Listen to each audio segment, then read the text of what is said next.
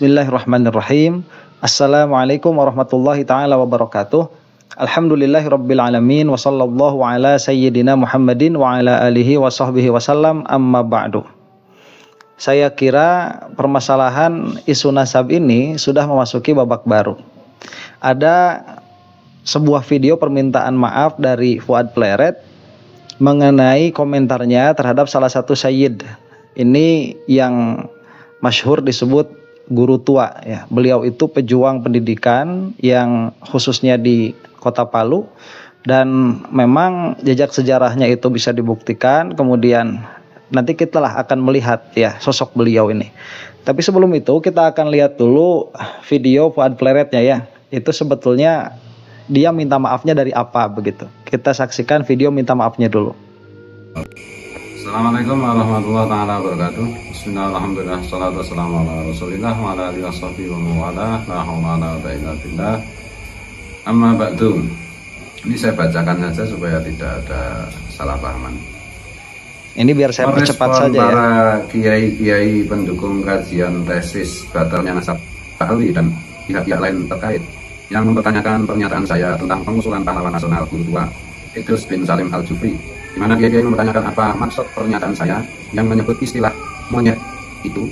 Saya perlu klarifikasi bahwa satu, dalam pikiran saya ketika mengetahui bahwa guru tua yang sudah diusulkan sebagai pahlawan nasional sejak tahun 2006 namun selalu ditunda karena tidak adanya data dan dokumen tertulis perjuangan fisik guru tua seperti yang disampaikan M. Alvan Alfian, tim peneliti pengkaji gelar pusat atau TP2GP. Kemudian status kewarganegaraan yang bersangkutan juga tidak memenuhi syarat.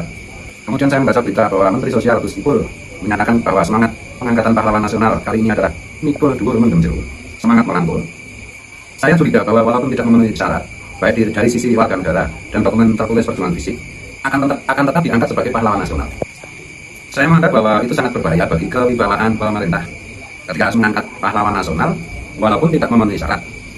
Dan saya menganggap bahwa upaya itu sebagai upaya akal-akalan seperti orang Yahudi di masa lalu yang diberitakan Al-Quran bahwa orang Yahudi mensiasati larangan Tuhan agar mereka tidak memburu ikan di hari Sabtu, lalu mereka menyiapkan perangkap di hari Sabtu dan memburunya di hari lainnya. Akhirnya Tuhan mengatakan kunu iradatan khasiin, jadilah kalian semua monyet yang hina. Jadi kalimat monyet itu bukan saya alamatkan untuk guru tua, tetapi kepada upaya-upaya sekelompok orang yang berusaha mensiasati orang yang tidak memenuhi syarat sebagai pahlawan nasional untuk bisa tetap diangkat sebagai pahlawan nasional.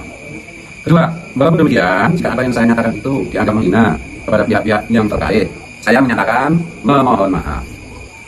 Semata-mata apa yang saya nyatakan tentang usulan pahlawan nasional itu adalah untuk menjaga kewibawaan pemerintah dan dalam upaya menjaga kebesaran nama para pahlawan yang telah berjuang demi kemerdekaan bangsa dan demi ketinggian martabat bangsa Indonesia.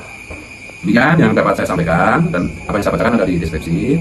Mari kita bersama-sama mendukung pemerintah agar bisa menjalankan tugas dan amanah yang diberikan rakyat dengan sebaik-baiknya, sesuai dengan target dan tujuan yang sesuai dengan konstitusi kita. Oke, intinya di situ ya. Nah, jadi ada perkataan yang keluar dari Fuad Pleret ini, perkataan yang tidak pantas kepada yang bersangkutan ya, Sayyid Idrus itu.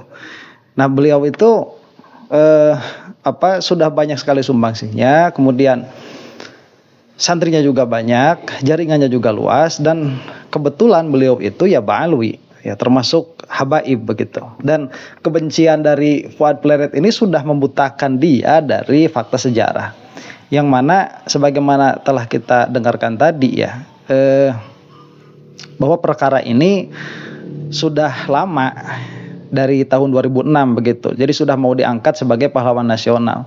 Dan saya rasa kan pengangkatan pahlawan nasional ini adalah penghargaan bukan hanya kepada yang bersangkutan, tetapi juga penghargaan kepada keturunan-keturunannya begitu. Nah, makanya kita kan pernah beberapa kali diisukan mengenai isu pahlawan nasional bagi Gus Dur begitu ya. Memang orang-orang hebat yang memiliki imbas secara nasional. Jadi memiliki imbas positif secara skala nasional. Nah, ini menurut saya kan tidak ada masalah begitu ya. Orangnya siapapun itu. Ya, meskipun sebetulnya gelar pahlawan nasional itu banyak sekali orang yang berhak untuk mendapatkannya, apalagi di dalam hal-hal yang kecil-kecil begitu ya. Memang tidak terlihat, tetapi di belakangnya itu kan sangat besar sekali jasanya. Seperti orang-orang yang misalkan tentara-tentara yang membebaskan Papua saat itu, kemudian yang berperang ke Timur Timur, itu memang mereka misalkan bukan jenderalnya, tetapi mereka itu ya tentara-tentara yang masuk ke dalam begitu. Itu kan sampai mempertaruhkan nyawa, dan sebetulnya itu pun kalau diberi gelar pahlawan nasional itu kan layak juga begitu sebetulnya. Cuman ya karena memang gelar pahlawan nasional ini terbatas, jadi tidak akan relevan apabila semua orang yang memiliki jasa kepada negara diberi gelar pahlawan nasional. Cuma dalam hal ini ya yang bersangkutan Sayyid Idrus itu sangat relevan sekali untuk diberikan gelar itu. Tapi karena ada kebencian dari Fuad Pleret itu sampai dia itu tidak suka begitu ya. Nah, ini kita lihat dulu nih sebetulnya beliau itu siapa ya. Sayyid Idrus itu. Tahukah kamu bahwa di Indonesia ada seorang tokoh yang memperjuangkan pendidikan di era penjajah? Bahkan perjuangannya sangat sukses di Indonesia Timur, masih bisa kita lihat hingga sekarang. Siapakah beliau? Mari kita bahas. Beliau adalah Al-Habib Idrus bin Salim Al-Jufri, sosok habaib yang sangat dikenal di wilayah Indonesia Timur. Beliau lahir di kota Taris, sebuah kota kecil di dekat kota Seun, Hadramaut pada tahun 1891 Masehi. Sejak dini, beliau dididik langsung oleh ayahandanya yaitu Al-Habib Salim bin Alwi Al-Jufri, seorang mufti dan qadhi di kota Taris. Di bawah bimbingan sang ayah, Habib Idrus tumbuh menjadi pribadi yang alim dan pakar dari berbagai cabang ilmu. Hingga di tahun 1916 Masehi, di usia 25 tahun, ayahandanya wafat dan Habib Idrus menggantikan posisi ayahanda sebagai mufti dan qadhi di kota Taris. Perjuangan Habib Idrus bin Salim Al-Jufri ta'ala masih di Hadramaut tidaklah mudah. Di saat itu Hadramaut masih berada di dalam jajahan Inggris. Maka Habib Idrus bersama Habib Abdurrahman bin Ubaidillah As-Saggaf memutuskan untuk berangkat ke Mesir guna memberitakan kekejaman Inggris. Akan tetapi langkahnya terhalang saat hendak menaiki kapal di pelabuhan Aden. Beliau berdua ditangkap dan seluruh dokumen yang dibawa dirampas. Beliau berdua pun dilarang keluar dari negara Arab manapun. Habib Abdurrahman bin Ubaidillah As-Saggaf tetap di Hadramaut hingga akhir usia beliau. Akan tetapi Habib Idrus Al-Jufri memutuskan untuk hijrah ke Indonesia. Apakah di Indonesia Habib Idrus tetap berjuang menentang penjajah? Bagaimana kisah beliau saat tinggal di Indonesia? Pada tahun 1925, Habib Idrus tiba di tanah Jawa. Beberapa kota di Jawa beliau singgahi, seperti Pekalongan dan Jombang. Tatkala para tokoh Alawiyin mendengar kabar Habib Idrus tinggal di Jombang, maka mereka meminta kepada Habib Idrus untuk mengajar di kota Solo, yang kala itu baru didirikan sebuah madrasah Ar-Rabithah Al-Alawiyah di kota Solo pada tahun 1928. Habib Idrus dipanggil untuk memimpin dan mengabdikan diri sebagai pengajar di madrasah ini. Tak lama kemudian di tahun 1929 Habib Idrus memutuskan untuk hijrah ke Palu, Sulawesi Tengah. Kabarnya yang memberikan isyarah Habib Idrus untuk berangkat ke Palu adalah Al-Habib Alwi bin Muhammad bin Thohir Al-Haddad yang tinggal di Empang, Bogor. Di kota Palu inilah beliau mendirikan sebuah yayasan pendidikan yang bernama Al-Khairat di tahun 1930. Sejak awal berdirinya Al-Khairat, manajemen operasional dan keuangan di Al-Khairat sepenuhnya ditanggung oleh Habib Idrus. Tak hanya itu, siswa yang belajar di Al-Khairat digratiskan. Di saat itulah beliau menjalani dua profesi sekaligus, yaitu sebagai pengajar dan juga pengusaha guna menopang kebutuhan madrasah Al-Khairat di kala itu. 3 tahun berselang, pada tahun 1933 Masehi, pemerintah kolonial Belanda mengeluarkan peraturan yang mewajibkan siswa Al-Khairat membayar pajak kepada kolonial Belanda. Hal ini menyulut tekad juang siswa yang kala itu sudah berjumlah ratusan dengan berdemonstrasi di kantor pajak milik pemerintah kolonial. Dengan hal demikian, pemerintah kolonial mencabut peraturan tersebut. Tak berselang lama, pada 8 Desember 1941 pecah Perang Pasifik dan membuat Indonesia kembali terjajah dengan pendudukan tentara Jepang di tanah air. Dan di tahun 1942, Jepang menduduki kota Palu serta menutup madrasah Al-Khairat. Mensiasati hal ini, Habib Idrus dengan kesungguhan hati dan tekad kuat sebagai pendidik sejati tetap mengadakan proses belajar mengajar, akan tetapi secara rahasia. Proses belajar dilakukan di pedalaman yang berjarak 1,5 km dari madrasah Al-Khairat. Para siswa diharuskan datang satu persatu agar tidak mencolok keberadaan mereka dari penjajah Jepang. Tak hanya itu, selama larangan ini, proses belajar mengajar dilakukan pada malam hari dan ini berlangsung selama 3,5 tahun, hingga kalahnya Jepang dari sekutu. Pada akhirnya Al-Khairat dibuka kembali 5 bulan setelah kemerdekaan Indonesia diproklamirkan, yaitu pada 17 Desember 1945. Hingga sekarang, madrasah Al-Khairat masih tetap ada dan berkembang sangat pesat di wilayah Indonesia Timur. Tak hanya di kota Palu, Madrasah Al-Khairat memiliki cabang di wilayah Indonesia Timur. Sebagaimana yang dilihat dari hasil Muktamar Al-Khairat ke-7 pada tahun 1996, tercatat Al-Khairat memiliki 1.268 madrasah dan 21 pondok pesantren yang tersebar di Kalimantan, Sulawesi, Maluku, dan Papua. Dengan cepat masyarakat Kota Palu mengenal sosok Habib Idrus, bahkan banyak masyarakat memanggil beliau dengan panggilan Guru Tua. Dan pada tanggal 12 Syawal 1389 Hijriah, tak lama setelah kebahagiaan Hari Raya Idul Fitri, Habib Idrus menghembuskan nafas terakhirnya pada pukul 2.40 pagi yang bertepatan pada 22 Desember 1969 Masehi setelah 39 tahun berjuang dan mengabdikan dirinya untuk pendidikan di Indonesia Timur. Atas jasa Habib Idrus tersebut, pemerintah memberikan nama bandara di Kota Palu dengan nama beliau, yaitu Sayyid Idrus Salim Al-Jufri. Masih ada yang ingin kamu ketahui? Komen di bawah, dan jika merasa video ini bermanfaat. Nah, itu silahkan nanti disimak ya di Nabawi TV ini, saya dapat videonya. Nah, jadi orang semulia beliau ini yang sama si Fuad Pleret itu disebut dengan the M word begitu ya. Saya nggak mau nyebutnya lah. Nah, nanti kita akan saksikan juga bagaimana sebetulnya si Fuad Pleret ini tatkala yang bersangkutan ini sangat menghinakan orang yang semulia ini. Cuman saya mau membahas dulu sedikit ya bagaimana Sayyid Idrus ini, beliau itu memang mu'alim sejati. Jadi seorang mu'alim itu orang yang punya ilmu, dia tidak akan melihat ada perkara yang lebih mulia daripada ilmu. Karena manusia itu ya khususannya di situ, khususianya di situ. Jadi di dalam natiqiyahnya, di dalam keberpikirannya. Nah, makanya para mu'alim itu tidak sibuk mensejahterakan masyarakat tanpa tujuan begitu. Sebagaimana Sayyid Idrus tadi, beliau itu kan berusaha, jadi beliau itu menjadi pengusaha untuk menopang kegiatan belajar mengajarnya. Pasti itu kembalinya untuk ilmu. Jadi untuk apa kalau misalkan kita ini mensejahterakan masyarakat tapi pada akhirnya hanya berhenti untuk memenuhi kebutuhan-kebutuhan kita katakanlah jasmania saja begitu. Intinya nanti harus kepada ilmu, dan kita saksikan dari beliau. Jadi kalau misalkan mau memanusiakan manusia, memang bukan dengan cara dikasih uang banyak, kemudian bukan dengan cara dikasih makan gratis begitu, bukan dengan cara itu, tetapi dengan cara meningkatkan intelektualitasnya. Dan ilmu yang paling tinggi itu ya ilmu agama. Jadi kalau misalkan banyak orang-orang mengatakan bahwa percuma misalkan begitu ya cari-cari ilmu agama kalau misalkan pada akhirnya tidak bisa mensejahterakan orang lain, tidak bisa berbagi kepada orang lain. Nah, ini orang berpikirnya sudah agak dekat-dekat ke binatang begitu ya daripada ke kemanusiaan. Karena kemanusiaan itu seperti ini. Dia itu sangat menjunjung tinggi ilmu, dan ilmu yang paling tinggi adalah ilmu agama. Nah, makanya orang-orang kita sepuh-sepuh kita begitu ya, orang-orang terdahulu itu sangat keras sekali untuk memperjuangkan hal itu. Nah, orang semulia ini yang oleh Fuad Pleret itu disebut the M word ya. Omongan nggak layak, nggak pantas. Makanya kan akhirnya dia itu takut juga, ketir juga. Ketir juga dia itu pada akhirnya. Ini kita saksikan dulu ya kata-katanya si Fuad Pleret ini. Bagaimana? Di Gus Fuad atau Mas Arkan, sembari kita menunggu Kiai Ihya. Saya setuju, kita tidak boleh menghina ulama.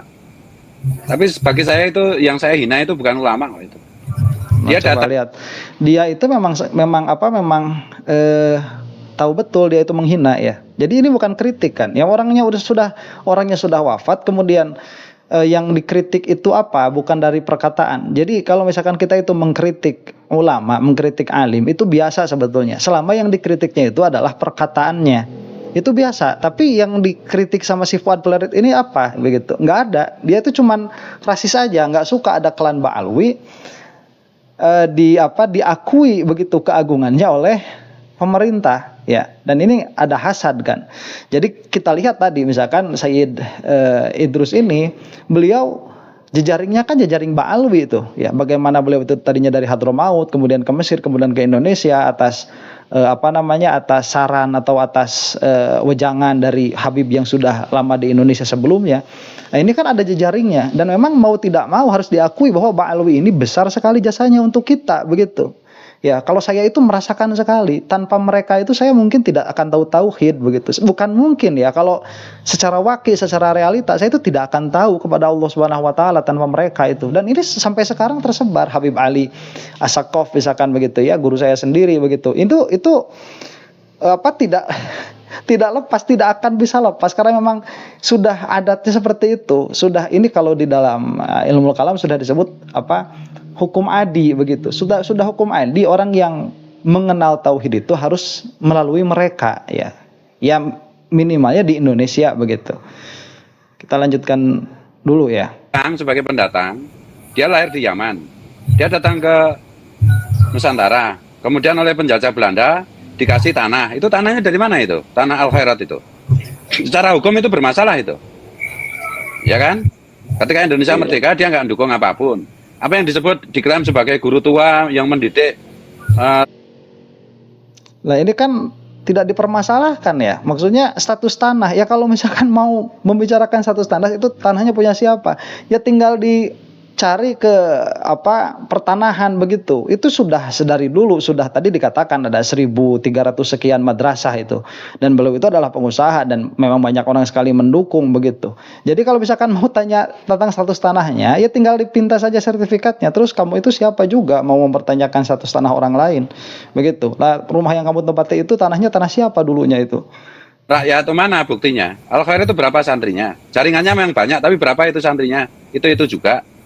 Dan apakah Al-Khairat itu pro Pancasila, pro Bhinneka Tunggal Ika? Saya meragukan.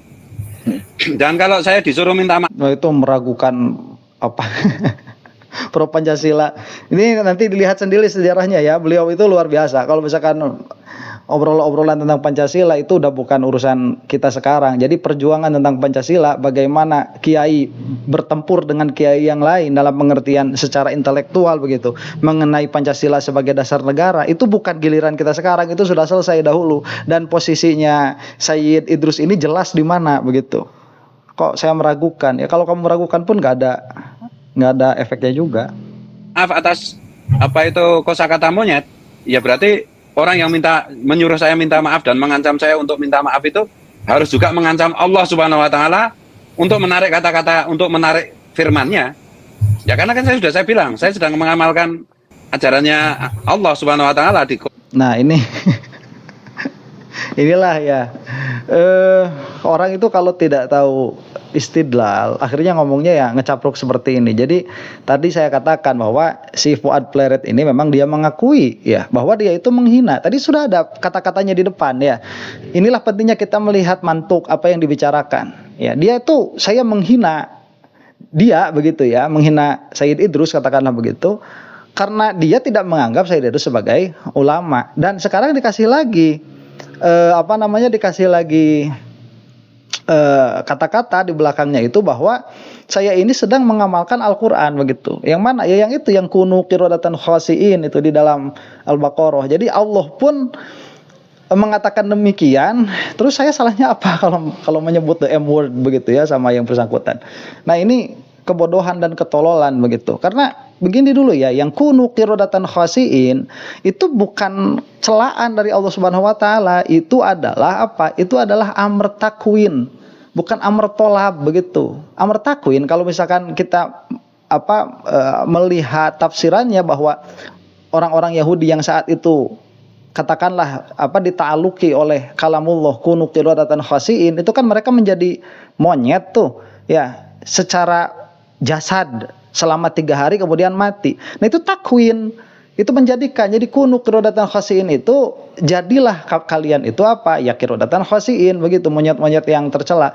Kemudian itu takwin, tidak ada perkataannya seperti itu dari Allah Subhanahu wa taala, itu tidak ada perkataannya. Dalam pengertian kalau si Fuad Pleret ini memang betul-betul NU, dia kan akan tahu sifat kalamullah begitu. Jadi nggak seperti itu. Dan kalaupun misalkan mau, oke lah kita musalamah ini takhallaqu bi akhlaqillah begitu ya, ini berakhlak dengan akhlak Allah.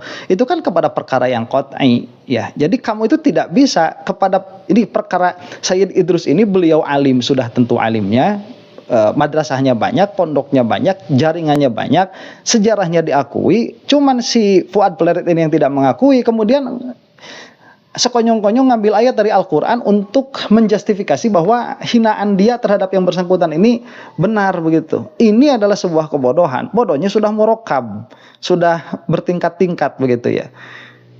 Nggak bisa, karena kenapa? Karena dianya bukan Tuhan begitu. Si Fuad Pleret ini tidak tahu hakikat keadaan siapa Sayyid Idrus fil waqi' pada kenyataannya begitu.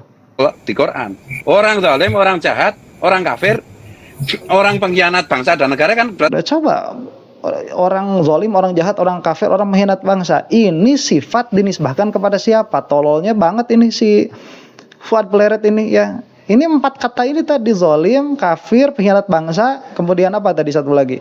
Itu dinisbahkan kepada siapa? Ya. Maksudnya itu. Ini kita kan konteksnya sedang membicarakan Sayyid Idrus. Ini kebangetan ya. Orang kalau udah jadi si Kimad itu ya begini nih. Akalnya hilang. Sedari awal saya katakan itu. kafir. Itu kan Allah sendiri menyuruh, memerintahkan ya kita untuk mengatakan, untuk mengajari kita dengan firman Allah, kunu qiradatan khasiin. Nah ini dari mana juga Allah menyuruh kita, memerintahkan kepada kita. Ini istidlalnya bagaimana? Aduh. Mana wajud dalalahnya itu? Betul. Ya, kalau mengancam saya untuk minta maaf dengan kosakata monyet itu, ya suruh mengubah Al-Quran dulu. Betul. Dan yang berikutnya lagi, ya nanti kita akan ungkap semuanya lah. Jadi ini bukannya dia malah menyadari kesalahannya. Ini kan sebelum permintaan maaf yang tadi ya. Cuman dia kayaknya dia juga ngeper juga. Ini kan tadi nggak ada kata-kata menyesal begitu ya. Pada akhirnya ya diralat juga pada video yang selanjutnya. Yang tadi sudah kita bahas di awal begitu, Fuad Pleret. Jadi kalau kata orang Sunda mah ini teh dengar cadas begitu ya. Dia pikir nggak bakalan sebesar ini, akhirnya besar ya. Akhirnya kan banyak orang yang menuntut dia itu supaya ya dikandangkan lah begitu ya. Ya ala kulli halin saya rasa begini ya. Ada tadilah kita berkaca. Saya tidak mengklaim bahwa saya itu tidak ada bandingannya lah. Saya tidak bisa dibandingkan dengan Sayyid Idrus itu, sama sekali tidak bisa dibandingkan. Cuman kalau ada relate begitu ya, ada satu kesamaan bahwa saya ini orang yang sangat senang sekali dengan ilmu, sehingga tidak suka apabila melihat ada suatu hal yang terucap itu tidak sesuai dengan ilmu. Dan inilah memang kalau misalkan kita tahu ya sehari-hari kita di mana, orang bakal tahu, orang-orang terdekat saya itu tahu, saya itu sehari-harinya ngapain saja itu tahu, kegiatan saya di mana saja itu tahu. Dalam pengertian bahwa kalau memang seseorang sudah menyukai ilmu, ya itu tidak akan dilepaskan. Pasti muternya itu di situ begitu. Nah, Fuad Pleret ini adalah cerminan orang-orang yang tidak memahami ilmu sama sekali. Pokoknya gini patokannya ya, kamu itu harus sayang sama diri kamu sendiri. Kalau kamu ada di barisannya si Kimad, itu kamu itu sudah menghilangkan kewarasan kamu. Minimal dalam hal itu begitu. Meskipun dalam hal yang lain masih bisa waras, minimal dalam hal itu. Contohnya si Fuad Pleret ini, orang sudah jelas sejarahnya bagaimana, itu sampai ada nama bandaranya begitu ya. Berarti kan efek secara realita itu dirasakan sekali dan itu nampak sekali. Tapi tiba-tiba dikatakan bukan ulama lah, kemudian mengeluarkan the M word, kemudian dia itu ngambil ayat Al-Quran ya, kemudian tadi mengatakan zalim, kafir, jahat, anti negara begitu, anti Pancasila dan lain sebagainya. Wah, ini macam-macam aja nih orang kayak gini. Nah inilah ya, mudah-mudahan saya tuh nggak tahu enaknya gimana ya ini si Fuad Pleret itu. Ya kita serahkanlah kepada antum begitu ya yang menilai. Mudah-mudahan kita semua ada dalam lindungan Allah Subhanahu wa taala. Wallahu taala alam bisawab. Assalamualaikum warahmatullahi taala wabarakatuh.